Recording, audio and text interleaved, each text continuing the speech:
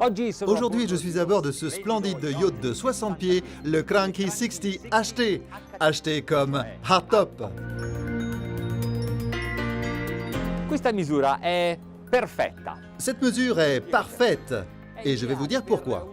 C'est l'idéal pour un armateur désirant tous les équipements, mais tout en restant autonome, même pour gérer et manœuvrer ce bateau.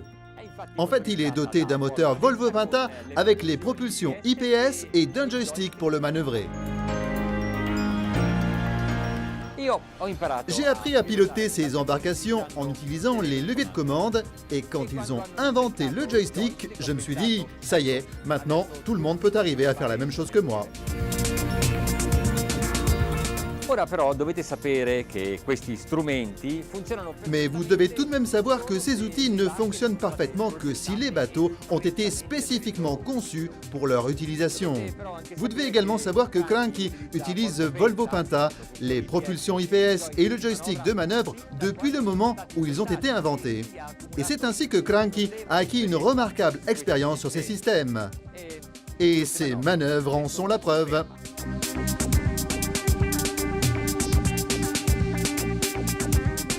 Cranky produit jusqu'à 3 bateaux différents de 60 pieds, le hardtop, le softtop et le flying bridge.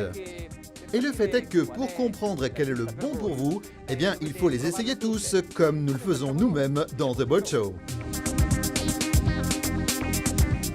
Nous descendons lentement le long du fleuve Corno qui relie le centre d'essai Cranky Italo Monzino ainsi que le quai Cranky avec l'Adriatique. Et de là, nous accélérerons. En attendant, nous en profitons pour admirer le panorama. Mieux vaut regarder le bateau. La proue est bien organisée. Un matelas, un appuie-tête, un pare-soleil, les commandes de la radio, un porte-gobelet. Et ce canapé est super confortable. Et ça ? On dirait bien du carbone. Ça y ressemble beaucoup. C'est ainsi qu'on fait les bateaux, une protection haute et une main courante. Celle-ci est même en hauteur, donc elle ne gêne pas, elle n'encombre pas.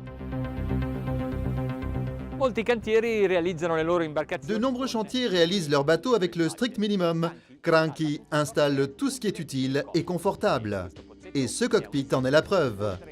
En plus du mobilier habituel, il y a une kitchenette, 2 places assises en plus, vous pouvez installer la 2e station de contrôle et en plus, si vous utilisez ce bateau, pas seulement l'été, et je vous y invite, eh bien vous pouvez abriter toute cette zone avec des auvents. Regardez comme le bain de soleil est saillant, afin d'obtenir 1 mètre de surface en plus, comme si 18 mètres et demi n'était pas suffisant. Le bateau est doté de beaucoup d'équipements supplémentaires tels que, par exemple, cette plateforme submersible.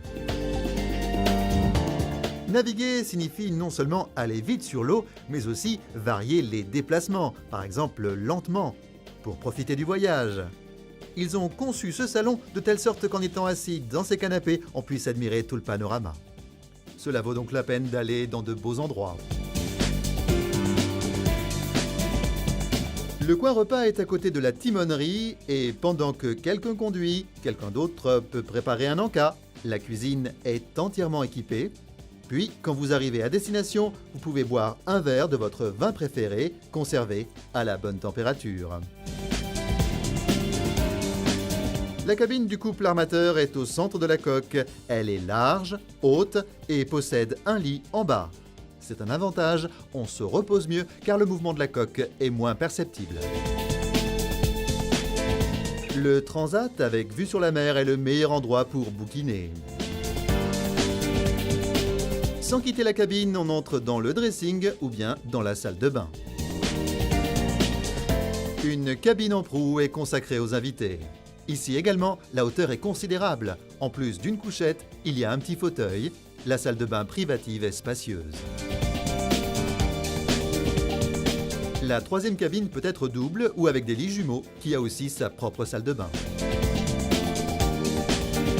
Cranky è maestro. Cranky maîtrise parfaitement l'utilisation de l'espace. Regardez comment ils ont utilisé cette zone.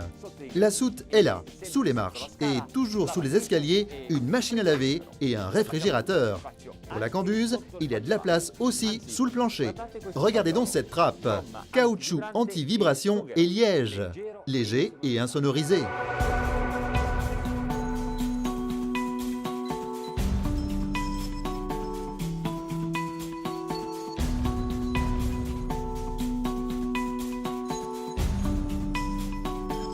Navigando in dislocamento abbiamo dato Et tout en nous déplaçant lentement, nous avons permis à toutes ces installations et surtout au moteur de se réchauffer.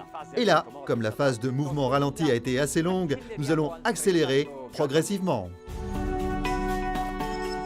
In sala macchina abbiamo due motori. En salle des machines, nous avons deux moteurs D11 de 725 chevaux, mais sur ce bateau, vous pouvez également choisir de les calibrer à 625 chevaux. Voglio ascoltare in silenzio. Je veux écouter en silence s'il y a des vibrations. Et à cette allure, 12 nœuds, je dirais que l'on navigue dans un silence absolu. Mais voyons voir ce qui se passe lorsque l'on est en mode planage. Je n'utilise pas les correcteurs d'assiette. Je veux comprendre comment la coque réagit sans aucune autre intervention technique, mécanique. Ok, siamo in planata. Bon, on est en planage, 13 nœuds et demi, et l'instrument me dit que l'angle d'incidence en ce moment est de 4 degrés et demi. Mais il n'y a aucune difficulté à observer la zone où nous allons naviguer. Et aussi, juste à côté de la proue, on y voit très clairement. Et j'arrive à contrôler la mer, les vagues, le bateau. Bon, la situation est bonne, même dès les vitesses les plus lentes. Ce 60 pieds fait exactement 18 mètres 52 de long et pèse 23 tonnes et demie. Mais à cette allure, 18 nœuds, on le contrôle parfaitement. Il répond immédiatement aux manœuvres que j'impose à la barre. D'accord, aujourd'hui c'est un jour d'hiver, il n'y a personne sur l'eau, mais l'été, ces eaux pourraient être très encombrées et sachant que vous pouvez changer si facilement le cap du bateau, ça donne confiance. Cela doit être dû au mérite des concepteurs du site, c'est peut-être grâce aux propulsions Volvo Penta, mais la taille de ce géant ne me dérange pas. En tout cas, si vous voulez utiliser les services d'un commandant, il y a aussi une cabine pour lui.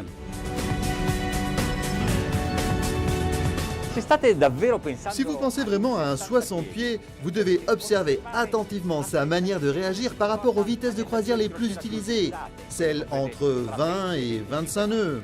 Par exemple, nous sommes à présent à 22 nœuds et demi et j'ai réduit un peu les intercepteurs, ce qui amène l'angle d'incidence à 2 degrés et demi. De cette manière, j'ai réussi à économiser un peu de carburant, 6 litres 7 par mille à cette vitesse. Et maintenant, comment puis-je vous expliquer quel est le niveau de confort à cette vitesse sur ce bateau? Je n'en sais rien, mais c'est vraiment agréable.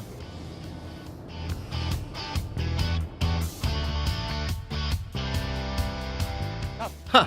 Reprenons le contrôle de la situation. Volvo dit que les D11, ces moteurs, réglés sur 725 chevaux, doivent atteindre, pour profiter au maximum, une vitesse maximale du moteur de 2500 tours minute. Voyons ça. 2003, 2350...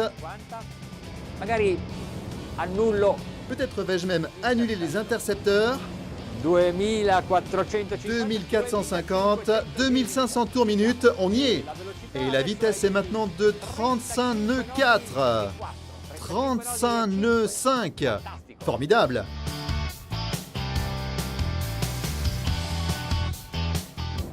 Le fait est que le niveau de confort, même à la vitesse maximale, n'a pas changé. Maintenant, testons ce bateau dans les virages. Il est docile, il est précis, il est souple. Le hardtop est également ouvert, mais le vent ne rentre pas, juste une petite brise rafraîchissante. Il n'en aurait pas besoin en ce moment, au milieu de l'hiver, mais l'été, cela est certainement agréable. L'angle de la dérive est accentué, mais comme il reste constant, actuellement, il est même de 14 degrés. Il ne nous gêne pas. il n'est en aucun cas perçu comme un sentiment de risque, de danger, même par les passagers les moins habitués à naviguer.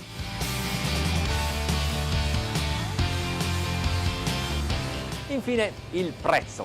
Enfin, son prix. Je sais, c'est l'un des sujets les moins agréables, mais c'est aussi l'une des raisons pour lesquelles il est intéressant d'examiner un yacht Cranky. Ce 60 HT coûte un peu plus d'1 million, TVA et accessoires exclus.